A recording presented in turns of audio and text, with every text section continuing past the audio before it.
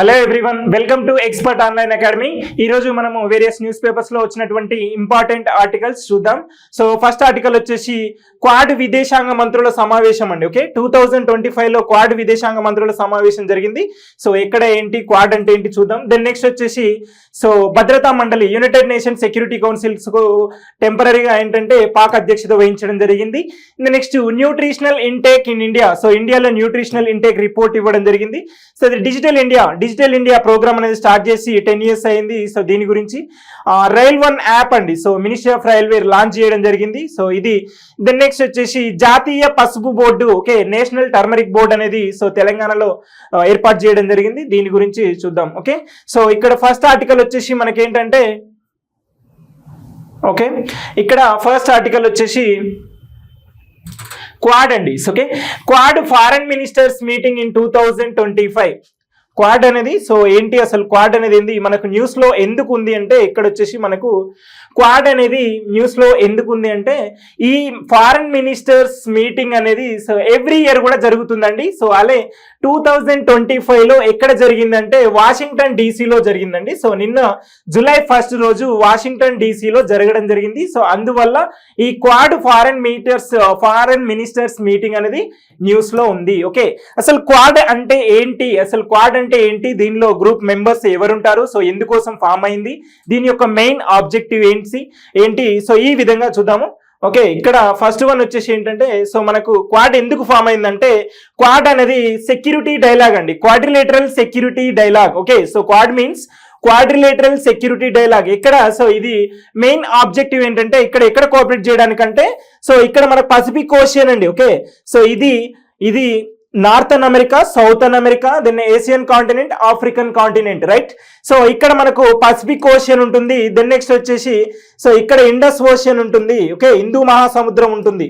So ఈ రెండింటి మధ్య కోఆపరేషన్ ఇంప్రూవ్ చేసుకోవడానికి, సో ఇండస్ ఓషియన్ కి పసిఫిక్ ఓషియన్ కి మధ్య కోఆపరేషన్ ఇంక్రీజ్ చేయడానికి ఫామ్ అయిందే క్వాడ్రిలేటరల్ సెక్యూరిటీ డైలాగ్ అండి. ఓకే, క్వాడ్రిలేటరల్ సెక్యూరిటీ డైలాగ్ ఇది మనకు ఎవరు సూచించడం జరిగింది మొట్టమొదటిసారిగా అంటే 2007వ సంవత్సరంలో జపాన్ యొక్క ప్రైమ్ మినిస్టర్ వచ్చేసి షింజో అబే గారు సూచించడం జరిగింది. క్వాడ్ యొక్క ఆవశ్యకతను కౌంటర్ గా ఏంటంటే, ఇక్కడ చైనా ఎక్స్పాన్షన్ కి ఎగనెస్ట్ గా ఏంటంటే, ఇక్కడ సౌత్ చైనా సీ ఉంటుంది, ఇక్కడ దీనికి ఎక్స్పాన్షన్ కి ఎగనెస్ట్ గా ఏంటంటే ఈ క్వాడ్ యొక్క ఆవశ్యకతను జపాన్ యొక్క ప్రైమ్ మినిస్టర్ గారు షింజో అబే గారు సో 2007 లో సూచించడం జరిగింది. ఈ క్వాడ్ గ్రూప్ అనేది అఫీషియల్ గా 2017 లో ఫామ్ అవడం జరిగిందండి. ఓకే, 2017 లో ఫామ్ అవడం జరిగింది. దీనిలో ఉన్నటువంటి మెంబర్స్ మరి ఏంటి చూసినట్లయితే ఒకసారి, సో ఇక్కడ జపాన్, ఓకే, జపాన్ ఒక కంట్రీ, దెన్ నెక్స్ట్ వచ్చేసి ఇండియా, థర్డ్ వన్ వచ్చేసి ఆస్ట్రేలియా అండి, ఆస్ట్రేలియా, ఫోర్త్ వన్ వచ్చేసి యుఎస్ఏ. ఓకే, సో ఇది అబ్జర్వ్ చేయండి, ఇక్కడ వచ్చేసి మనకు క్వాడ్రిలేటరల్ చతుర్భుజం అంటాం కదా, సో ఈ విధంగా క్వాడ్రిలేటరల్ గా ఫామ్ అవడం జరిగింది. సో దీన్ని వచ్చేసి క్వాడ్ అంటామంటే quadrilateral security dialogue. Every year కూడా మనకి ఏంటంటే యాన్యువల్ సెషన్స్ జరుగుతాయి మినిస్ట్రీ ఆఫ్ ఫారెన్ అఫైర్స్ తోని. Okay, ministry of foreign affairs తోని సో ఎవ్రీ ఇయర్ కూడా మనకు మీటింగ్స్ జరుగుతాయి. అయితే 2024 లో వచ్చేసి లాస్ట్ ఇయర్ వచ్చేసి మనకు జపాన్ లో జరగడం జరిగిందండి. ఓకే, ఈ జపాన్ లోని టోక్యో, జపాన్ యొక్క క్యాపిటల్ టోక్యో కదా, సో ఈ టోక్యోలో జరగడం జరిగింది. అయితే ఈ సంవత్సరం వచ్చేసి 2025 లో వచ్చేసి మనకు యుఎస్ఏ మెంబర్షిప్ ఉంది కదా, సో యుఎస్ఏ లో వచ్చేసి వాషింగ్టన్ డీసీలో జరగడం జరిగింది. సో ఇది అండి. ఓకే, సో ఇక్కడ దీని యొక్క మెయిన్ ఆబ్జెక్టివ్ ఏంటంటే free, open, transparence, inclusive Indo Pacific region అండి. ఓకే, ఈ ఇండో పసిఫిక్ రీజియన్ ని సో ఏంటంటే కోఆపరేషన్ ఇంక్రీజ్ చేయడమే దీని యొక్క మెయిన్ ఇంటెన్షన్. ఓకే, సో ఇది క్వాడ్రిలేటరల్ డైలాగ్ అండి. దెన్ నెక్స్ట్ వచ్చేసి ఇక్కడ క్వాడ్ ఫారెన్ మినిస్టర్స్, ఇక్కడ మన భారతదేశం తరపుకెళ్ళి so ministry of foreign affairs వచ్చేసి జయశంకర్ గారు అండి. ఓకే, జయశంకర్ గారు అటెండ్ అవ్వడం జరిగింది 2025 మీటింగ్ కి, వాషింగ్టన్ డీసీలో జరుగుతున్నటువంటి మీటింగ్ కి అటెండ్ అవ్వడం జరిగింది. ఎగ్జామినేషన్ పాయింట్ ఆఫ్ వ్యూలో వచ్చేసి క్వాడ్రిలేటరల్ సెక్యూరిటీ డైలాగ్ అనేది ఏ సంవత్సరం నుంచి ఫార్మల్ గ్రూప్ గా ఫామ్ అయింది, 2017. దీంట్లో ఉన్నటువంటి మెంబర్స్ ఏ కంట్రీస్, ఓకే, ఎక్కడ ఫోకస్ చేయడం జరుగుతుంది, సో ఏంటి, సో ఈ ఇయర్ మీటింగ్ ఎక్కడ జరిగింది, so Washington DC, last year వచ్చేసి జపాన్ లో టోక్యో. సో ఇలా గుర్తుపెట్టుకోండి. దెన్ నెక్స్ట్ వచ్చేసి అనదర్ ఇంపార్టెంట్ ఆర్టికల్ వచ్చేసి ఇక్కడ ఏంటంటే డిజిటల్ ఇండియాకు 10 ఏళ్ళు. ఓకే, డిజిటల్ ఇండియా అనేది సో ఎప్పుడు స్టార్ట్ అవ్వడం జరిగిందంటే 2015లో అండి. 2015లో జూలై 1 రోజు స్టార్ట్ అవ్వడం జరిగింది. డిజిటల్ ఇండియా అనే ప్రోగ్రామ్ జూలై 1 రోజు మన భారత ప్రభుత్వం తీసుకురావడం జరిగింది. ఎందుకు అంటే సో ఇక్కడ మన భారతదేశంలో వచ్చేసి టెక్నాలజీ అనేది చాలా తక్కువగా ఉంది. ఇక్కడ ఇన్ఈక్వాలిటీస్ అనేది ఇంక్రీజ్ అవ్వడము, కరప్షన్ ఇంక్రీజ్ అవ్వడము, గవర్నెన్స్ ఓరియంటెడ్ లో సో ఇంప్రూవ్మెంట్ తీసుకురావడానికి ఇవన్నీ కూడా ఉద్దేశించి డిజిటల్ ఇండియాని మన భారత ప్రభుత్వం తీసుకురావడం జరిగింది. సో ఇప్పుడు జూలై 1 నిన్నటికి ఏంటంటే 10 సంవత్సరాలు అని గుర్తు చేసుకోవడానికి సో ఇక్కడ మన ప్రధానమంత్రి మోడీ గారు డిజిటల్ ఇండియా ప్రోగ్రామ్ తీసుకొచ్చినటువంటి ఏంటంటే ఆ చేంజెస్ గురించి మాట్లాడడం జరిగింది. ఏ విధంగా చూసినట్లయితే 2014లో వచ్చేసి మన దేశంలో 25 కోట్ల మంది ఉన్నారండి. Okay, internet connections, mobile connections, internet connections వచ్చేసి 25 కోట్లు ఉంటే ఇప్పుడు వచ్చేసి 97 కోట్లకు రీచ్ అవ్వడం జరిగింది ఇంటర్నెట్ కనెక్షన్స్. దెన్ నెక్స్ట్ వచ్చేసి భారత్మాల వచ్చేసి మనకు వచ్చేసి మారుమూల గ్రామాలకు వచ్చేసి ఏంటంటే ఈ డిజిటల్ నెట్ కనెక్షన్స్కి వచ్చేసి ఏంటంటే 42 లక్షల కిలోమీటర్స్ను గ్రామాలను కలిపేదానికి ఆప్టికల్ ఫైబర్ కేబుల్ OFC ఉంది కదా, సో ఈ ఆప్టికల్ ఫైబర్ కేబుల్ ద్వారా ఇంటర్నెట్ కనెక్షన్స్ అనేది ప్రొవైడ్ చేయడం జరిగింది. నెక్స్ట్ వచ్చేసి మనకు 5G కనెక్షన్స్ కి అందుబాటులోకి తేవడానికి భారత ప్రభుత్వం వచ్చేసి 4.81 లక్షల బేస్ స్టేషన్స్ ను కూడా 2 ఏళ్లలో అమల్లోకి తెచ్చారు చెప్పేసి చెప్పడం జరిగింది. దెన్ నెక్స్ట్ వచ్చేసి యూపీఐ పేమెంట్స్, మనకు ఫోన్ పే కానీ గూగుల్ పే కానీ ఇవన్నీ ఉన్నాయి కదా, సో యూపీఐ ప్రపంచవ్యాప్తంగా జరుగుతున్నటువంటి ట్రాన్సాక్షన్స్ లో వచ్చేసి మన భారతదేశం తరఫున వచ్చేసి 50% మన ఇండియాలో ఉన్నదండి. ఓకే, సో యూపీఐ ట్రాన్సాక్షన్ లో మన ప్రపంచంలోనే మనది 50% ఉందండి. సో ఇది నెక్స్ట్ వచ్చేసి దళారుల ప్రమేయాన్ని, కరప్షన్ కానీ సో ఇలాంటివన్నీ కూడా తగ్గించడానికి ఈ డిజిటల్ ఇండియా అనేది ఎక్కువ ప్రమోట్ చేయడం జరిగిందని చెప్తున్నారు. సో ఏ విధంగా అంటే గవర్నమెంట్ స్కీమ్స్ కానీ గవర్నెన్స్ లో కానీ డిబిటి, డైరెక్ట్ బెనిఫిట్ ట్రాన్స్ఫర్ అనమాట. ఈ డిబిటి ద్వారా ఏంటంటే కరప్షన్ ని తగ్గించారు. సో దాని నెక్స్ట్ వచ్చేసి ట్రాన్స్పరెన్సీని, అకౌంటబిలిటీని ఇంక్రీజ్ చేయడం జరిగిందని చెప్పేసి చెప్పడం జరిగింది. సో ఇక్కడ ఈ డిబిటి ద్వారా ఎంత మనీ అంటే 3.48 లక్షల కోట్ల డబ్బు ఆదా అయిందని చెప్పేసి ఇవన్నీ కూడా డిజిటల్ ఇండియా యొక్క ఆవశ్యకత గురించి మన భారత ప్రధాని నరేంద్ర మోడీ గారు చెప్పడం జరిగింది. ఓకే, సో ఇది దాని నెక్స్ట్ వచ్చేసి మనకి ఇక్కడ what is digital India. Digital India ఎప్పుడు లాంచ్ చేయడం జరిగింది? 2015 జూలై 1 రోజు మన భారత ప్రభుత్వం లాంచ్ చేయడం జరిగింది. దీని యొక్క మెయిన్ ఇంటెన్షన్ ఏంటి? నారోయింగ్ ద డిజిటల్ డివైడ్ అండి. అంటే డిజిటల్ డివైడ్ వచ్చేసి అర్బన్ ఏరియాకు రూరల్ ఏరియాకి, అంటే అర్బన్ ఏరియాస్ లో డిజిటల్ గా కనెక్షన్స్ అనేవి ఎక్కువ ఉంటున్నాయి, ఇంటర్నెట్ కనెక్షన్స్ అనేవి రూరల్ ఏరియాలో తక్కువ ఉండడము. సో మేల్ పీపుల్ ఎక్కువ యూజ్ చేయడం జరుగుతుంది కంపేర్ చేస్తే, ఫీమేల్ తో కంపేర్ చేస్తే. సో ఈ విధంగా ఏంటంటే నారోయింగ్ డిజిటల్ డివైడ్ అనేది తగ్గించడానికి. దెన్ నెక్స్ట్ వచ్చేసి స్టిమ్యులేటింగ్ ఎకనామిక్ డెవలప్మెంట్ అనమాట. సో మన గవర్నెన్స్ లో కానీ ఎకానమీలో ప్రతి సెక్టార్ కూడా డిజిటల్ కనెక్షన్స్ ని ఇంక్రీజ్ చేయడము. దెన్ నెక్స్ట్ వచ్చేసి ఎవాల్యుయేటింగ్ లివింగ్ స్టాండర్డ్స్ అనమాట. లివింగ్ స్టాండర్డ్స్ మన భారతదేశంలో ఉన్నటువంటి 140 కోట్ల మందికి సో ఏ విధంగా కనెక్షన్స్ అనేవి సో లింక్ చేస్తూ సో ఇవన్నీ కూడా ఏ విధంగా ఉన్నది, లివింగ్ స్టాండర్డ్స్ ఏ విధంగా ఉన్నాయి తెలుసుకోవడానికి సో ఇదొకటి. దెన్ నెక్స్ట్ వచ్చేసి ప్రమోటింగ్ ద డిజిటల్ పార్టిసిపేషన్ అండి. Digital participation like various sectors అండి. సో ఎడ్యుకేషన్ లో కానీ, హెల్త్ సెక్టార్ లో కానీ, గవర్నమెంట్ సర్వీసెస్ లో కానీ, గవర్నమెంట్ స్కీమ్స్ లో కానీ వీటన్నిటిలో కూడా ఏంటంటే డిజిటల్ పార్టిసిపేషన్ ని ఇంక్రీజ్ చేయడం. మనం ఎనీ ఫామ్ ఫిల్ చేసిన గవర్నమెంట్ కి ఏంటంటే ఆన్లైన్ లో ఫిల్ చేయడము. సో గవర్నెన్స్ నుంచి మనకు వచ్చేది కూడా ఆన్లైన్ లో రావడము. సో ఇవన్నీ కూడా ఏంటంటే డిజిటల్ పార్టిసిపేషన్ ని ప్రమోట్ చేస్తున్నాయి. ఓకే, సో ఇది డిజిటల్ ఇండియా ఇనిషియేటివ్ అండి. ఇది డిజిటల్ ఇండియా ప్రోగ్రామ్ గురించి.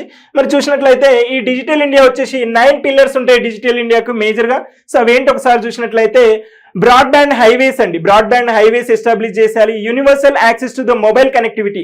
ఈ డిజిటల్ ఇండియా ఏర్పాటు చేసుకున్నప్పుడు మనము ఈ 9 పిల్లర్స్ ని ఏంటంటే మనకు మెయిన్ ఇంటెన్షన్ గా మనం చేయాల్సినటువంటి ప్రోగ్రామ్స్ గా పెట్టుకోవడం జరిగింది. దెన్ నెక్స్ట్ వచ్చేసి పబ్లిక్ ఇంటర్నెట్ యాక్సెస్ ప్రోగ్రామ్స్. అందుకోసము మన భారత ప్రభుత్వం ఏం చేసిందంటే రైల్వే స్టేషన్స్ లో ఏంటంటే ఫ్రీ వైఫై ఫెసిలిటీస్ కానీ సో ఇలాంటివి పెట్టడం జరిగింది. దెన్ నెక్స్ట్ వచ్చేసి e governance, reforming the government through technology. E governance అనమాట. సో కొన్ని పోర్టల్స్ కానీ అంటే లైక్ ఎంఎస్ఎంఈస్ చూసుకున్నట్లయితే ఛాంపియన్స్ పోర్టల్ కానీ, ఉద్యమ్ పోర్టల్ కానీ ఇలాంటివి రైల్వేస్ తీసుకున్నట్లయితే యాప్ లాంచ్ చేయడం కానీ ఎవ్రీథింగ్ కూడా డిజిటల్ లెవెల్లో కనెక్ట్ చేయడము. దెన్ నెక్స్ట్ వచ్చేసి e Kranti electronic delivery of services, okay, gig workers మనకు అన్ని కూడా ఎవ్రీథింగ్ అనేది ఆన్లైన్లో డెలివరీ అవ్వడం కానీ, సో గవర్నమెంట్ సర్వీసెస్ కూడా సో మనకు ఇక్కడ ఆన్లైన్లో ఉండడం అండి. ఓకే, ఈ మీ సేవ ద్వారా ఈ సేవా సెంటర్స్ అనేది ఎస్టాబ్లిష్ చేసుకోవడము ఈ క్రాంతి అండి ఇవి. దెన్ నెక్స్ట్ వచ్చేసి ఇన్ఫర్మేషన్ ఫర్ ఆల్ అండి, అందరికీ కూడా ఇన్ఫర్మేషన్ అవైలబిలిటీ ఉండేటట్టు ఇంటర్నెట్ కనెక్షన్స్ అండి. దెన్ నెక్స్ట్ వచ్చేసి ఎలక్ట్రానిక్స్ మ్యానుఫ్యాక్చరింగ్, ఇవన్నీ కావాలంటే ఎలక్ట్రానిక్ సర్క్యూట్స్ ఇంక్రీజ్ చేయాలంటే ఎలక్ట్రానిక్ మ్యానుఫ్యాక్చర్ మీద. దెన్ నెక్స్ట్ వచ్చేసి ఇవన్నీ కూడా నడవాల్సిందంటే ఐటీ జాబ్స్, ఓకే, ఇంటర్నెట్ ఏంటంటే ఇన్ఫర్మేషన్ టెక్నాలజీ జాబ్స్ అనేది మ్యాండేటరీ ఇంక్రీజ్ చేయాలి. Then next early harvest programs అండి. సో ఇవన్నీ కూడా డిజిటల్ ఇండియా యొక్క 9 పిల్లర్స్ అండి. ఓకే, ఈ digital India 9 pillars. Then next వచ్చేసి అనదర్ ఇంపార్టెంట్ ఆర్టికల్ వచ్చేసి ఇక్కడ ఏంటంటే రైల్ వన్ అనమాట. సో రైల్ వన్ యాప్ అనేది, సో ఈ రైల్ వన్ యాప్ అంటే ఏంటి, అసలు ఎందుకు మనకు న్యూస్లో ఉందంటే, మనకు నిన్న వచ్చేసి మన రైల్వే మినిస్టర్ వచ్చేసి అశ్విని వైష్ణవ్ గారు సో ఈ రైల్ వన్ యాప్ అనేది లాంచ్ చేయడం జరిగింది. అసలు ఈ రైల్ వన్ యాప్ అనేది ఏంటంటే అన్ని ప్లాట్ఫామ్స్ ని రైల్వేస్ లో ప్రయాణించే ప్రయాణికులకు తగ్గట్టుగా వాళ్ళ యొక్క అందించే సేవలకు అన్నిటిని కూడా ఒక యాప్ లో పొందుపరచడం జరిగింది మన భారత ప్రభుత్వం అఫీషియల్ గా. సో ఇదండి రైల్ వన్ యాప్ అనేది మనకు అవైలబుల్ లో ఉంటుంది సో ప్లే స్టోర్ లో. దెన్ నెక్స్ట్ వచ్చేసి అవి ఏ సర్వీసెస్ అవైలబుల్ ఉంటుంది, దాంట్లో అన్ని సర్వీసెస్ అండి. ఓకే, ఇవి దెన్ నెక్స్ట్ వచ్చేసి టికెట్ బుకింగ్ కానీ, మనము ఈ రైల్వేస్ లో ప్రయాణించాలంటే ప్లాట్ఫామ్ టికెట్ కానీ, సో వాటి యొక్క టైమింగ్స్ అండి, మనకు కావాల్సినటువంటి టైమింగ్స్, ట్రైన్ యొక్క టైమింగ్స్ కానీ, సో ప్రయాణ ప్లానింగ్స్ కానీ, ఓకే, దాంట్లో ఉన్నటువంటి ఫుడ్ కానీ ఏ విధంగా ఉంటుంది, మనకు ఏమైనా ఫర్నిచర్ తీసుకెళ్లాలంటే నెక్స్ట్ వచ్చేసి ట్యాక్సీ బుకింగ్ కానీ, సో ఇవన్నీ కూడా సో ఇవి ఈ యాప్ అండి రైల్ వన్ యాప్ అనేది సో అందించడం జరుగుతుంది. సో భారత ప్రభుత్వం లాంచ్ చేసినటువంటి అఫీషియల్ గా లాంచ్ చేసినటువంటి యాప్ ఏంటంటే రైల్ వన్ యాప్ అండి. ఓకే, సో ఇది గుర్తుపెట్టుకోండి ఎగ్జామినేషన్ పాయింట్ ఆఫ్ వ్యూలో. దెన్ నెక్స్ట్ వచ్చేసి అనదర్ ఇంపార్టెంట్ వన్ వచ్చేసి ఇక్కడ ఏంటంటే మనకు యునైటెడ్ నేషన్ భద్రతా మండలి అధ్యక్షత స్థానంలో సో పాక్ అండి. ఏంటంటే మనకు ఐక్యరాజ్య సమితి ఫామ్ అవడం జరిగింది. ఐక్యరాజ్య సమితి వచ్చేసి సెకండ్ వరల్డ్ వార్ తర్వాత 1945 అక్టోబర్ 24 రోజు మనకు ఐక్యరాజ్య సమితి ఫామ్ అవడం జరిగింది. UNO, okay, United Nation Organization form అవడం జరిగింది.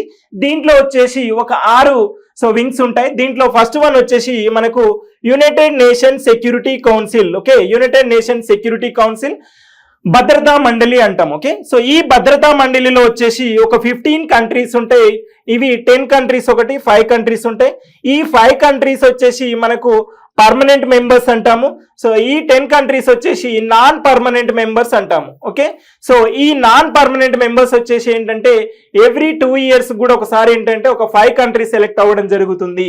అలా ఎలెక్ట్ అయింది మనకు ఈ సంవత్సరం వచ్చేసి పాకిస్తాన్ అండి. పాకిస్తాన్ నాన్ పర్మనెంట్ మెంబర్ గా సో ఎలెక్ట్ అవ్వడం జరిగింది. సో ఇది అండి. ఓకే, ఏంటంటే భద్రతా మండలిలో సభ్య దేశంగా తాత్కాలిక సభ్య దేశంగా సో ఎన్నికైంది గతేడాది. సో 2 ఏళ్ళు ఉంటుందండి దీనికి చెప్పే కదా. సో దీనికి వచ్చేసి 2 years టెన్యూర్ ఉంటుంది. సో ఇలా జనవరి నెల నుంచి ప్రారంభమైంది. ఓకే, సో 2 ఏళ్ల కాలంలో జనవరి నెల నుంచి ప్రారంభమైంది. సో అందుకోసం దీనికి టెంపరీగా ఒక్కొక్క 1 month వచ్చేసి యుఎన్ఎస్ఏకి చైర్మన్ గా ఉండడం జరుగుతుంది. అలా ఏర్పాటైంది. సో ఇక్కడ పాకిస్తాన్ అనేది యుఎన్ఎస్ఏకి తాత్కాలిక అధ్యక్షత స్థానంలో సో వహించడం జరిగింది. సో ఇది అండి మనకి ఎగ్జామినేషన్ లో గుర్తుపెట్టుకోండి. ఓకే, ఇక్కడ ఒకసారి చూడండి. సో ఇక్కడ United nation security council, okay, భద్రతా మండలి అంటాము. దీంట్లో వచ్చేసి 10 నాన్ పర్మనెంట్ మెంబర్స్ ఉంటాయి, 5 పర్మనెంట్ మెంబర్స్ ఉంటాయి. ఈ 5 పర్మనెంట్ మెంబర్స్ వచ్చేసి USA, China, UK, Russia, France అండి. సో వీటికి వీటో పవర్ అనేది ఉంటుంది. ఓకే, వీటో పవర్ అనేది ఉంటుంది. సో మన రిమైనింగ్ కంట్రీస్ అనేది ఉండదు. దీంట్లో మెంబర్షిప్ కోసం మన భారత ప్రభుత్వం కృషి చేస్తుంది. ఓకే, ఇది ఇక్కడ ఉన్నటువంటి ఏంటంటే ఈ నాన్ పర్మనెంట్ మెంబర్స్ ఎవరు ఉంటారంటే so United Nation General Assembly అండి. United Nation General Assembly so వచ్చేసి ఐక్యరాజ్య సమితి పార్లమెంట్ అంటారు దీన్ని. దీంట్లో వచ్చేసి 193 మెంబర్స్, ప్రపంచ వ్యాప్తంగా ఉన్నటువంటి కంట్రీస్ అన్నిటి కూడా మెంబర్షిప్ ఉంటుంది. సో ఈ కంట్రీస్ వచ్చేసి ఇక్కడ ఉన్నటువంటి 5 మెంబర్స్ సో ఏంటంటే ఇక్కడ 10 ఉన్నాయి. బట్ ఏంటంటే ఎవ్రీ 2 years కి ఒకసారి 5 కంట్రీస్ ని ఎన్నుకోవడం జరుగుతుంది. ఓకే, సో వీటిని నాన్ పర్మనెంట్ మెంబర్స్ అని అంటాము. అవి ఏ విధంగా అంటే ఏషియన్ కాంటినెంట్, ఆఫ్రికన్ కాంటినెంట్, ఇక్కడ సో ఈ విధంగా యూరోప్ నుంచి ఒకరిని సో ఇలా 5 మెంబర్స్ని ఎన్నుకోవడం జరుగుతుంది. ఓకే, సో అయితే 2025 సంవత్సరంలోకి ఎన్నుకున్నటువంటి దేశాలు చూసినట్లయితే Denmark, Greece, Pakistan, Panama, Somalia అండి. ఓకే, సో ఈ 5 కంట్రీస్ అనేవి తాత్కాలిక మెంబర్షిప్ గా సో భద్రతా మండలికి ఎన్నుకోవడం జరిగింది. ఇది ఎగ్జామినేషన్ పాయింట్ ఆఫ్ వ్యూలో గుర్తుపెట్టుకోండి. ఓకే, సో ద నెక్స్ట్ వచ్చేసి అనదర్ ఇంపార్టెంట్ ఆర్టికల్ వచ్చేసి ఇక్కడ ఏంటంటే okay, national institute of public cooperation and child development కి ఎవరు సో పూలే, సావిత్రిబాయి పూలే గారి పేరు పెట్టడం జరిగింది. ఓకే, నేషనల్ ఇన్స్టిట్యూట్ అండి. Okay, national institute of public cooperation child development అండి. ఓకే, చైల్డ్ డెవలప్మెంట్ దీనికి వచ్చేసి సావిత్రిబాయి పూలే పేరు. జాతీయ మహిళా శిశు అభివృద్ధి సంస్థగా మార్చి సో దీనికి పూలే పేరు పెట్టడం జరిగింది. సో ఇక్కడ ముందుగా వచ్చేసి పూలే, సావిత్రిబాయి పూలే గారి పేరు యాడ్ చేయడం జరిగింది. సో అయితే తను వచ్చేసి సంఘ సంస్కర్త, సోషల్ రిఫార్మర్ అండి. సో మనకు ఏంటంటే 19th సెంచరీలో వచ్చేసి ఓకే 19th సెంచరీలో వచ్చేసి సావిత్రిబాయి పూలే వారు వచ్చేసి ఏంటంటే ఇక్కడ జ్యోతిబా పూలే అండి. ఈ జ్యోతిబా పూలే వరకు సావిత్రిబాయి పూలే గారు వీళ్ళిద్దరు కూడా సంఘ సంస్కర్తలు, విద్యావేత్తలు. ఈ విధంగా మొదటి మహిళా ఉపాధ్యాయులుగా మన భారతదేశంలోనే మొట్టమొదటి మహిళా ఉపాధ్యాయులుగా గుర్తించినటువంటి వ్యక్తి ఎవరు అంటే సావిత్రిబాయి పూలే గారండి. మహారాష్ట్రలో జన్మించారు. సో ఇక్కడ వీళ్ళ హస్బెండ్ వచ్చేసి జ్యోతిబా పూలే గారు. ఓకే, సత్యశోధక సమాజ్ గులాంగిరి సో నడిపించడం జరిగింది. వీళ్ళు నడిపించినటువంటి సంస్థ వచ్చేసి సత్యశోధక సమాజ్ అండి. Okay, Satyashodhak Samaj backward class people కోసము కొన్ని ఏం చేశారంటే వీళ్ళు స్కూల్స్ కట్టడం జరిగింది. స్పెషల్ గా గర్ల్స్ ఎడ్యుకేషన్ ప్రమోట్ చేసినటువంటి మొట్టమొదటి మన భారతదేశంలోని మొట్టమొదటి మహిళ వచ్చేసి సావిత్రిబాయి పూలే గారండి. ఓకే, ఈ సావిత్రిబాయి పూలే గారు ఇతను చేసినటువంటి సేవలకు గాను ఏం చేశారంటే పూణే యూనివర్సిటీని, మహారాష్ట్రలోని పూణే యూనివర్సిటీకి పూలే యూనివర్సిటీ అనే పేరు పెట్టడం జరిగిందండి. సో ఇది మనకి ఇక్కడ అబ్జర్వ్ చేయాల్సిన పాయింట్. అలాగే ఇప్పుడు ఈ సంవత్సరం వచ్చేసి national institute of public cooperation and child development కి ఇక్కడ సావిత్రిబాయి పూలే గారి నేమ్ ని యాడ్ చేయడం జరిగింది. ఓకే, సో ఇది అండి ఎగ్జామినేషన్ లో గుర్తుపెట్టుకోండి. దెన్ నెక్స్ట్ వచ్చేసి ఇక్కడ ఇది okay national institute of public cooperation and child development. ఇది ఏ మినిస్ట్రీ కింద వర్క్ చేస్తుంది? Ministry of women and child development కింద వర్క్ చేస్తుంది. ఓకే, దెన్ నెక్స్ట్ వచ్చేసి అనదర్ ఇంపార్టెంట్ ఆర్టికల్ వచ్చేసి రాష్ట్ర విపత్తు నిర్వహణ అథారిటీ పునరుద్ధరించడం జరిగింది. సో ఇది స్పెషల్ గా మన తెలంగాణలో అండి. So okay, disaster management act. Okay, ఏంటంటే టీజీ డిజాస్టర్ మేనేజ్మెంట్ యాక్ట్ అండి. సో ఓకే, దీన్ని ఏం చేశారు? సో పునరుద్ధరించడం జరిగిందని చెప్తున్నారు. సో ఇప్పుడు అసెంబ్లీ సెషన్స్ అనేవి లేవు కదా, సో ఇక్కడ పునరుద్ధరించడం జరిగింది జీవో ద్వారా. సో గవర్నమెంట్ ఆర్డర్స్ ద్వారా పునరుద్ధరించడం జరిగిందని చెప్తున్నారు. సో ఇది అందువల్ల ఇది న్యూస్ లో ఉంది. ఓకే, సో అసలు ఏంటి ఈ నేషనల్ డిజాస్టర్ మేనేజ్మెంట్ యాక్ట్ అంటే ఏంటి? అసలు ఏంటి చూసినట్లయితే ఒకసారి మనకు డిజాస్టర్ మేనేజ్మెంట్ యాక్ట్ మన భారత ప్రభుత్వం వచ్చేసి 2005 సంవత్సరంలో తీసుకురావడం జరిగింది. సో దీన్ని డిజాస్టర్ మేనేజ్మెంట్ యాక్ట్. సో దీని ప్రకారం మనకు వచ్చేసి 2 రకాలుగా ఉంటాయి.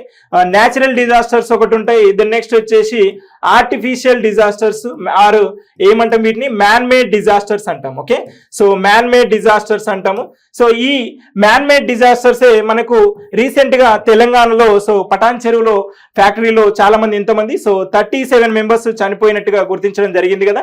సో ఇది ఏంటంటే మ్యాన్ మేడ్ డిజాస్టర్. అలాగే మనకు భోపాల్ ట్రాజెడీ అండి. ఓకే, ఈ భోపాల్ ట్రాజెడీ ఇది కూడా ఏంటి? సో ఇది వచ్చేసి man made disaster. Natural disaster వచ్చేసి న్యాచురల్ డిజాస్టర్ దేన్ని అంటాము? సో ఎర్త్ క్విక్స్ కానీ వోల్కనోస్ కానీ సో ఇవి ఇలాంటివన్నిటిని కూడా ఏమంటాము? న్యాచురల్ డిజాస్టర్ ఇలా గుర్తించడం జరిగింది.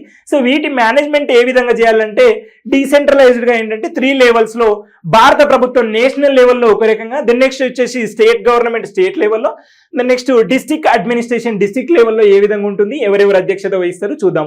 సో ఈ విధంగా ఉంటుందండి ఒక డిజాస్టర్ ని మేనేజ్ చేయాలంటే. సో ఈ విధంగా ఈ యాక్ట్ లో క్లియర్ గా మెన్షన్ చేయడం జరిగింది. సో లీగల్ ఇన్స్టిట్యూషనల్ ఫ్రేమ్వర్క్ మన భారతదేశంలో ఏ విధంగా ఉంది? ఓకే, ఇక్కడ సెంట్రల్ గవర్నమెంట్ యూనియన్ గవర్నమెంట్ భారత ప్రభుత్వం వచ్చేసి నేషనల్ డిజాస్టర్ మేనేజ్మెంట్ అథారిటీ అనేది ఒకటి ఉంటుంది. సో టీం ఉంటుంది. ఈ టీమ్ లో వచ్చేసి 10 మెంబర్స్ ఉంటారండి. ఈ 10 మెంబర్స్ లో వచ్చేసి ఎవరు అధ్యక్షత వహిస్తారు? ఇక్కడ చైర్మన్ ఎవరు అంటే సో ప్రధానమంత్రి గారు అండి. ఓకే, ఇక్కడ ఈ 10 మెంబర్స్ కి ఎవరు అధ్యక్షత వహిస్తారు? పిఎం అండి. ఓకే, నేషనల్ లెవెల్లో అధ్యక్షత వహించేది పిఎం. నేషనల్ ఎగ్జిక్యూటివ్ కమిటీ వచ్చేసి ఇక్కడ ఉంటుంది. సో దీంట్లో దెన్ నెక్స్ట్ వచ్చేసి మనకు స్టేట్ గవర్నమెంట్ లెవెల్లో, స్టేట్ లెవెల్లో ఎవరు ఉంటారంటే స్టేట్ డిజాస్టర్ మేనేజ్మెంట్ అథారిటీ వచ్చేసి చైర్పర్సన్ వచ్చేసి మనకు చీఫ్ మినిస్టర్ గారు ఉంటారు. ఓకే, స్టేట్ యొక్క ఏంటంటే స్టేట్ గవర్నమెంట్ యొక్క హెడ్ ఎవరు? చీఫ్ మినిస్టర్ కదా, చీఫ్ మినిస్టర్ ఉంటారు, ప్లస్ 8 మెంబర్స్ ఉంటారండి. ఇక్కడ మనకు సెంట్రల్ లెవెల్లో అయితే 10 మెంబర్స్ ఉంటారు. ఓకే, 10 మెంబర్స్ ఉంటారు.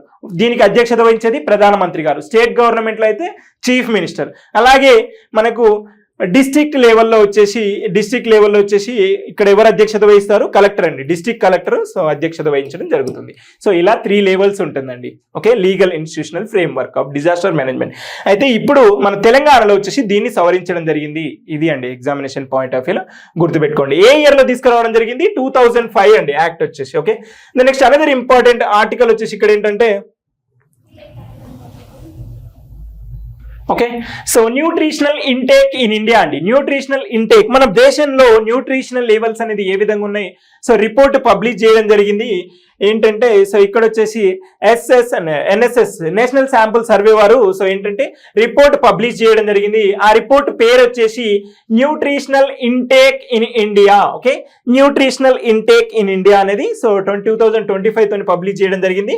సో మనకి ఇక్కడ ఎగ్జామినేషన్ పాయింట్ ఆఫ్ వ్యూ గుర్తుపెట్టుకోండి, నేషనల్ ఇన్స్టిట్యూట్ ఫర్ న్యూట్రిషన్ వచ్చేసి NIN వచ్చేసి మనకు దీని యొక్క సంస్థ ఎక్కడుందంటే హైదరాబాద్ లో అండి. ఓకే, సో హైదరాబాద్ లో ఉంది. సో ఇది గుర్తుపెట్టుకోండి. దెన్ నెక్స్ట్ వచ్చేసి మనం ఏ విధంగా ఉంది న్యూట్రిషనల్ లెవెల్స్ మన ఇండియాలో ఏ విధంగా ఉన్నాయి చూసినట్లయితే సో భారీగా తగ్గిన తృణధాన్యాలు. ఓకే, ఇక్కడ తృణధాన్యాలు అనేది తగ్గడం జరిగింది. దెన్ నెక్స్ట్ వచ్చేసి పెరిగిన పాలు, గుడ్డు, మాంసం. సో వీటి కోవిడ్ తర్వాత భారీ ఎత్తున పెరగడం జరిగిందండి. పాలు, గుడ్డు, మాంసం, ఇతర ఆహార పదార్థాల వినియోగం అనేది భారీ ఎత్తున పెరగడం జరిగింది. ఇక్కడ తృణధాన్యాలు అంటే ఇవి మాత్రం తగ్గినాయి అని చెప్తున్నారు. నెక్స్ట్ వచ్చేసి పుష్కర కాలంలో అంటే గత డికేడ్ లో వచ్చేసి ఆహార అలవాట్లలో చాలా చేంజెస్ వచ్చినాయని చెప్తున్నారు. ఇక్కడ ఇవి ఎవరు రిలీజ్ చేశారు? ఏ మినిస్ట్రీ అంటే ministry of statistics and programme implementation వాళ్ళు సో రిలీజ్ చేయడం జరిగింది. న్యూట్రిషనల్ ఇంటేక్ ఇన్ ఇండియా పేరుతోని రిలీజ్ చేయడం జరిగిందండి. ఓకే, సో అయితే ఏ విధంగా ఉన్నాయి మనం తీసుకునే ఫుడ్ అనేది కెలోరీస్ అనేది ఏ విధంగా ఉన్నాయి చూసినట్లయితే ఇక్కడ ఏంటంటే తృణధాన్యాల వినియోగం ఏ విధంగా ఉంది? విలేజెస్ లో వచ్చేసి 1.4% ఉందండి. దెన్ నెక్స్ట్ పట్టణాల్లో వచ్చేసి 12% పడిపోయింది, తగ్గింది. దెన్ నెక్స్ట్ మీట్ మాంసం వచ్చేసి గ్రామాల్లో పట్టణాల్లో పెరిగిందండి. ఎందుకంటే కోవిడ్ తర్వాత నుంచి మాంసం మీట్ యొక్క కన్సంప్షన్ అనేది చాలా ఎక్కువైపోయిందండి. ఇది అబ్జర్వ్ చేయండి. దెన్ నెక్స్ట్ వచ్చేసి పప్పు దినుసులు గ్రామాల్లో వచ్చేసి 0.4% పెరగగా పట్టణాల్లో వచ్చేసి తగ్గిపోయింది పప్పు దినుసులు. ఎందుకంటే రేట్ అనేది దీని మీద సో డిపెండ్ అయి ఉంటుంది. పాలు పెరుగుల ఉత్పత్తిల వాడకం అండి.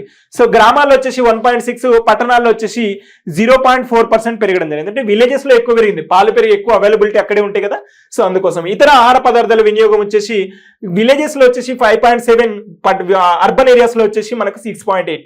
ఓకే, దెన్ నెక్స్ట్ వచ్చేసి గ్రామాలు పట్టణాలతో కంపేర్ చేస్తే గ్రామాల్లో తక్కువ పెరిగింది, పట్టణాల్లో సో ఎక్కువ పెరగడం జరిగింది. గ్రామాల్లో ఎంత 3% ఉంటే పట్టణాల్లో వచ్చేసి 5.5% పెరగడం జరిగింది. ఈ విధంగా నేషనల్ అండి. సో ఎక్కువ ఏది ఉంది? సో అర్బన్ ఏరియాస్ అండి. సో అర్బన్ ఏరియాస్ ఎక్కువ ఉంది రూరల్ కన్నా కూడా ఓవరాల్ గా ఇండియా మొత్తం మీద. మరి ఆంధ్రప్రదేశ్ లో చూసుకున్నట్లయితే గ్రామీణ ప్రాంతాల్లో 6% ఉంటే పట్టణాల ప్రాంతాల్లో 2% ఉంది. ఆంధ్రప్రదేశ్ లో చూసుకుంటే రూరల్ ఏరియాస్ అర్బన్ ఏరియాస్ కన్నా ఎక్కువ ఉండడం జరిగింది. సో ఇది అండి ఎగ్జామినేషన్ పాయింట్ ఆఫ్ వ్యూలో. సో ఎక్కువ తగ్గినవి ఏంటి? తృణధాన్యాలు, పల్సెస్ అండి. ఓకే, సో ఇది గుర్తుపెట్టుకోండి. నెక్స్ట్ వచ్చేసి అనదర్ ఇంపార్టెంట్ ఆర్టికల్ ఈరోజు వచ్చేసి ఏంటంటే మనకు ఏ విధంగా ఉన్నాయి 2009 లో ఏ విధంగా ఉంది, 11 లో 22 లో సో 23 లో ఏ విధంగా ఉండడం జరిగింది, జాతీయ సగటు రూరల్ లెవెల్ ఏ విధంగా ఉంది, అర్బన్ ఏరియాస్ లో. ఓకే, ఇక్కడ మనం అబ్జర్వ్ చేయండి ఒక అర్బన్ ఏరియాస్ లో ఎక్కువ ఉండడం జరిగింది. ఓకే, ఈ డాటా కనుక అబ్జర్వ్ చేయండి చాలా క్లియర్ గా. సో అర్బన్ ఏరియాస్ లో నేషనల్ లెవెల్లో మనం అర్బన్ ఏరియాస్ లో ఎక్కువ ఉంది రూరల్ కన్నా కూడా. Okay, so when it comes to ఇక్కడ ఏపీలో వచ్చేసరికి మనకు రూరల్ ఏరియాస్ లోనే ఎక్కువ ఉందండి అర్బన్ ఏరియాస్ కన్నా. ఓకే, సో ఇది మనకు అబ్జర్వ్ చేయండి. దెన్ నెక్స్ట్ వచ్చేసి అనదర్ ఇంపార్టెంట్ ఆర్టికల్ వచ్చేసి ఇక్కడ ఏంటంటే మనకు పర్యావరణ ఉద్యమాలు. భారతదేశంలో పర్యావరణం మీద సో ఉద్యమాలు జరిగినటువంటి పర్యావరణాన్ని పరిరక్షించే కాన్సెప్ట్ తోని ఉద్యమాలు జరగడం జరిగింది. సో అందులో మెయిన్ ఆర్టికల్స్ ఇవ్వడం జరిగింది ఈరోజు ఏంటంటే బిష్నోయి మూమెంట్ అండి. సో ఈ బిష్నోయి మూమెంట్ వచ్చేసి ఎక్కడంటే ఎక్కడ జరిగింది మనకి ఎగ్జామినేషన్ పాయింట్ ఆఫ్ వ్యూలో ఎనీ ఎగ్జామ్. సో ఇక్కడ నుంచి ఒక బిట్ వచ్చే ఛాన్సెస్ ఉంటుంది, క్లియర్ గా అబ్జర్వ్ చేయండి. ఇక్కడ వచ్చేసి బిష్నోయి మూమెంట్ అండి. ఈ బిష్నోయి మూమెంట్ అనేది సో రాజస్థాన్ లో జరిగింది, రాజస్థాన్ లో ఓకే, ఇక్కడ రాజస్థాన్ లో జరిగింది 1713 లో జరిగింది. సో అమృతా దేవి అండి నాయకత్వం వహించింది. సో ఏ ప్లేస్ లో జరిగింది, ఏ ఇయర్, సో ఏంటి. నెక్స్ట్ వచ్చేసి చిప్కో మూమెంట్. చిప్కో అంటే హగ్గింగ్ ఆఫ్ ట్రీస్ అండి. సో దీన్ని వచ్చేసి ఉత్తరాఖండ్ లో జరగడం జరిగింది. సో 1973లో వచ్చేసి ఇక్కడ సుందర్లాల్ బహుగుణ ఓకే, సుందర్లాల్ బహుగుణ గారి ఆధ్వర్యంలో జరగడం జరిగింది. సో ఇది నెక్స్ట్ వచ్చేసి చండీ ప్రసాద్ భట్, సరళా బెహన్, మీరా బెహన్, సో వీళ్ళందరూ ఆధ్వర్యంలో చిప్కో మూమెంట్ జరగడం జరిగింది. నెక్స్ట్ వచ్చేసి సైలెంట్ వ్యాలీ. సైలెంట్ వ్యాలీ అనేది ఎక్కడ ఉంటుందండి, కేరళ. వ్యాలీ ఆఫ్ ఫ్లవర్స్ ఎక్కడ ఉంటుంది, సో ఉత్తరాఖండ్ అండి. సో నెక్స్ట్ పలక్కడ్ కేరళలో జరిగింది. సో 1973 సేమ్ ఇయర్ కేరళలోని శాస్త్ర సాహిత్య పరిషత్ పరిరక్షణ ఆధ్వర్యంలో జరగడం జరిగింది. జంగిల్ బచావో అండి. సో జంగిల్ బచావో వచ్చేసి బీహార్ ప్రస్తుతం ఉన్నటువంటి జార్ఖండ్ లో జరిగింది. సింగ్భూమ్ ట్రైబల్స్ నడిపినటువంటి ఉద్యమం అండి. సో నర్మదా బచావో ఆందోళన అండి. నర్మదా బచావో ఆందోళన వచ్చేసి మనకు మేధా పాట్కర్ గారు ఓకే, మేధా పాట్కర్ గారు, బాబా ఆమ్టే గారు, అరుంధతి రాయ్ గారు వీళ్ళు నడపడం జరిగింది. సో ఏంటంటే నర్మదా నది ఏదైతే ఉందో దాని మీద ఏంటంటే బ్యారియర్స్ అనేది కన్స్ట్రక్ట్ చేయడము, డ్యామ్స్ అనేది హైట్ పెంచడం వల్ల సో అక్కడ ఉన్నటువంటి పర్యావరణం అంతా దెబ్బతింటుందనే ఉద్దేశంతో చేసినటువంటి ఉద్యమమే నర్మదా బచావో ఆందోళన్. మధ్యప్రదేశ్, గుజరాత్, మహారాష్ట్ర ఓకే. సో ఇది నెక్స్ట్ వచ్చేసి తెహ్రీ డ్యామ్. తెహ్రీ డ్యామ్ వచ్చేసి ఉత్తరాఖండ్ లో ఉంటుంది. సో ఇక్కడ ఈ డ్యామ్ అనేది కన్స్ట్రక్ట్ చేయడం వల్ల ఏమవుతుందంటే అక్కడ ఉన్నటువంటి పీపుల్స్ అనేది ఎన్విరాన్మెంట్ అనేది బయోడైవర్సిటీ అనేది లాస్ అవుతుందని చెప్పేసి ఉద్యమాలు చేయడం జరిగింది. ఈ విధంగా మన తెలంగాణలో వచ్చేసి సేవ్ నల్లమల్లాస్ అండి ఓకే, ఈ సేవ్ నల్లమల్లాస్ అనే ఉద్యమం కూడా జరిగింది. సో ఇది గుర్తుపెట్టుకోండి. ఇవి వచ్చేసి నల్లమల్ల ఫారెస్ట్ ఉంది కదా, ఈ నల్లమల్ల ఫారెస్ట్ లో వచ్చేసి యురేనియం ఉందని చెప్పేసి మనకు సో గుర్తించడం జరిగింది. యురేనియం నిల్వలు ఉన్నాయని చెప్పేసి దీనికోసం మన తెలంగాణలో సో భారీగా ఉద్యమం తీసుకురావడం జరిగింది సేవ్ నల్లమల్లాస్ అనే కాన్సెప్ట్ తోనే ఓకే. ఇది అండి ఎగ్జామినేషన్ పాయింట్ ఆఫ్ వ్యూలో ఈ నేమ్స్ అన్ని గుర్తుపెట్టుకోండి. నెక్స్ట్ వచ్చేసి అనదర్ ఇంపార్టెంట్ వన్ వచ్చేసి national turmeric board inaugurated in Telangana అండి ఓకే. జాతీయ పసుపు బోర్డు అండి. పసుపు బోర్డు మన భారతదేశంలో ఎక్కడ స్టార్ట్ చేశారు అంటే తెలంగాణలో అండి ఓకే. ఎక్కడ ఉంది తెలంగాణలో అంటే నిజామాబాద్ డిస్టిక్ లో ఉంది ఓకే. సో ఎవరు స్టార్ట్ చేశారు రీసెంట్ గా అంటే మనకు మినిస్ట్రీ ఆఫ్ హోమ్ అఫైర్స్ వాళ్ళు ఎవరు అమిత్ షా గారు స్టార్ట్ చేయడం జరిగింది ఓకే. అమిత్ షా గారు నేషనల్ టర్మరిక్ బోర్డ్ ఇనాగరేషన్ చాలా సంవత్సరాల నుంచి ఈ బోర్డు కోసం భారత ప్రభుత్వాన్ని అర్జించడం జరిగింది. నిజామాబాద్ యొక్క ఫార్మర్స్ అండి, టర్మరిక్ ఫార్మర్స్ ఎస్పెషల్గా ఎందుకు అంటే అక్కడ ఉన్నటువంటి క్లైమాటిక్ కండిషన్స్ కానీ సాయిల్స్ కానీ ఏంటంటే ఇక్కడ పసుపు అంటే ఈ పసుపు పండించడంలో ఎక్కువ ఉంటుందండి. సో మన భారతదేశంలోనే పసుపు పండించడంలోనే సో నిజామాబాద్ ప్రథమ స్థానంలో ఉంటుంది. అందువల్ల అక్కడ నేషనల్ టర్మరిక్ బోర్డ్ అనేది ఇనాగరేట్ చేయడం జరిగింది. చాలా సంవత్సరాల తర్వాత దీన్ని ఇనాగరేట్ చేయడం జరిగింది మన భారత ప్రభుత్వం అండి. స్టాట్యూటరీ బాడీ సెటప్ చేయడం జరిగింది. ఎందుకు ప్రమోట్ చేయడానికి, regulate and support the turmeric sector from production నుంచి ఎక్స్పోర్ట్ దాకా ఓకే. ప్రొడక్షన్ నుంచి ఎక్స్పోర్ట్ దాకా పసుపు యొక్క ఏంటంటే ప్రొడక్షన్ నుంచి ఎక్స్పోర్ట్ దాకా కూడా చేయడం జరిగింది. హెడ్ క్వార్టర్స్ ఎక్కడ ఉంది, ఈ బోర్డు హెడ్ క్వార్టర్స్ వచ్చేసి నిజామాబాద్ లో ఉంది ఓకే. దీన్ని ఏమంటారు ఈ నిజామాబాద్ లో వచ్చేసి turmeric capital of India okay. Turmeric capital of India అని దేన్ని అంటారు, నిజామాబాద్ నండి గుర్తుపెట్టుకోండి. ఎందుకంటే సో ఇక్కడ టర్మరిక్ అనేది చాలా ఎక్కువగా పండుతుంది. సో ఇది పసుపు అనేది ఎక్కువ పండుతుంది. నెక్స్ట్ ఇక్కడ ఏ మినిస్ట్రీస్ ఇన్వాల్వ్ అవుతాయి ఈ పసుపు బోర్డులో అంటే ministry of commerce and industries and cooperation, from Ministry of Ayush, Agriculture Ministry, the next Pharmaceuticals, Cooperation. So ఇవన్నీ కూడా దీంట్లో ఇన్వాల్వ్ అవుతాయి ఓకే నేషనల్ టర్మరిక్ బోర్డులో. నెక్స్ట్ వచ్చేసి అనదర్ ఇంపార్టెంట్ వన్ వచ్చేసి ఏంటంటే ఇక్కడ సో గవర్నింగ్ బాడీ దీంట్లో ఎంతమంది ఉంటారు కంపోజిషన్ ఈ టర్మరిక్ బోర్డు వచ్చేసి ఎంతమంది ఉంటారు, ఎవరైతే చైర్పర్సన్ ఉంటారో ఈ చైర్పర్సన్ ఎవరు అపాయింట్ చేస్తారు, సెంట్రల్ గవర్నమెంట్ అండి. సెంట్రల్ గవర్నమెంట్ అపాయింట్ చేస్తుంది. సో అతను వచ్చేసి secretary from department of commerce నుంచి ఉంటారు. మెంబర్స్ వచ్చేసి ఎవరు ఉంటారు మరి మినిస్టర్స్ ఉన్నారు కదా ఇందాక ఇన్వాల్వ్ అయినటువంటి మినిస్టర్స్ వాళ్ళు ఉంటారు. ఆయుష్ మినిస్ట్రీ, అగ్రికల్చర్, కామర్స్, ఫార్మాసిటికల్ వీళ్ళు మినిస్టర్స్ ఉంటారు. రిప్రజెంటేటివ్స్ ఇందులో మెంబర్స్ లో రిప్రజెంటేటివ్స్ వచ్చేసి టాప్ టర్మరిక్ ప్రొడ్యూసింగ్ స్టేట్స్ వచ్చేసి మన తెలంగాణలో అండి. మన భారతదేశంలోనే సో టర్మరిక్ పసుపు ఉత్పత్తిలో ఏది తెలంగాణ ఫస్ట్ ప్లేస్ లో ఉంది. నెక్స్ట్ వచ్చేసి మహారాష్ట్ర సెకండ్ ప్లేస్ లో ఉంది. సో మేఘాలయ వచ్చేసి థర్డ్ ప్లేస్ లో ఉంది. సో ఇవన్నీ కూడా టర్మరిక్ పసుపును ఉత్పత్తి చేసే స్టేట్స్ అండి. Next turmeric parts of representatives experts and research institutions ఇవి అండ్ దెన్ నెక్స్ట్ వచ్చేసి మనకి ఇక్కడ ఏంటంటే వాట్ ఈస్ టర్మరిక్ అండి. టర్మరిక్ అనేది గోల్డెన్ స్పైస్ అంటాం దీన్ని. సో ఇది దెన్ నెక్స్ట్ వచ్చేసి దీంట్లో వచ్చేసి మనకు పసుపును ఉత్పత్తి చేసి out of 28 states and 8 union territories లో ఎన్ని రాష్ట్రాల్లో పండుతుందండి? 20+ స్టేట్స్ లో మనకు టర్మరిక్ అనేది పండుతుంది. సో ఉత్పత్తి చేయబడుతుంది. దెన్ నెక్స్ట్ వచ్చేసి పండిస్తారు. So Maharashtra, Telangana, Karnataka, Tamil Nadu, Andhra Pradesh, Meghalaya. So almost south లో అన్ని స్టేట్స్ లో పసుపు అనేది ఉత్పత్తి చేయబడుతుందండి. India produces 75% of the global turmeric అండి. Okay, so with 75%, more than 75% అంటే చూడండి ప్రపంచవ్యాప్తంగా సో పసుపులో మనమే ఎక్కువ ఉన్నాం. సో మన దేశం ఉంది. సో మన దేశంలో వచ్చేసి నిజామాబాద్ ఫస్ట్ ప్లేస్ లో ఉందండి. ఓకే, ఇది అబ్జర్వ్ చేయండి. అంటే పసుపులో మనకు ఏంటంటే 30 కైండ్స్ అండి, వేరియస్ కైండ్స్ అండి. మన ఇండియాలో వచ్చేసి మోర్ దెన్ 30 ఉన్నాయి. సో మన టార్గెట్ వచ్చేసి ఏంటంటే 2030 నాటికి 1 బిలియన్ అండి. సో 1 బిలియన్ రీచ్ అవ్వాలి. US $1 బిలియన్ రీచ్ అవ్వాలి. సో ఏరియా వచ్చేసి 3.24 lakhs ఇండియా మొత్తం మీద. దెన్ నెక్స్ట్ వచ్చేసి 22, సో 11 lakh tons అనేది ప్రొడ్యూస్ అవుతుంది. సో ఏంటి ఇది వాల్యూ వచ్చేసి 207 మిలియన్ టన్స్ అనమాట ఇది. దెన్ నెక్స్ట్ వచ్చేసి మేజర్ ఎక్స్పోర్ట్ డెస్టినేషన్స్ వచ్చేసి ఎక్కడెక్కడ ఎక్స్పోర్ట్ చేస్తున్నాం? Bangladesh, UAE, USA, so Malaysia, వీటికి ఎక్స్పోర్ట్ చేయడం జరుగుతుంది. ఇది కంప్లీట్ ఇన్ఫర్మేషన్ అండి. ఓకే, టర్మరిక్ పసుపు గురించి ఏ కంట్రీస్కి ఎక్స్పోర్ట్ చేస్తున్నాం? ప్రపంచంలోనే మనం ప్రథమ స్థానంలో ఉన్నాం. దెన్ నెక్స్ట్ వచ్చి మన భారతదేశంలో వచ్చేసి నిజామాబాద్ ఫస్ట్ ప్లేస్ లో ఉంది. సో రీసెంట్ గా మనకు టర్మరిక్ బోర్డ్ అనేది ministry of home affairs Amit Shah గారు లాంచ్ చేయడం జరిగింది నిజామాబాద్ లో. ఓకే, సో ఇది అండి ఎగ్జామినేషన్ పాయింట్ ఆఫ్ వ్యూ, దీన్ని గుర్తుపెట్టుకోండి కాన్సెప్ట్. ఓకే.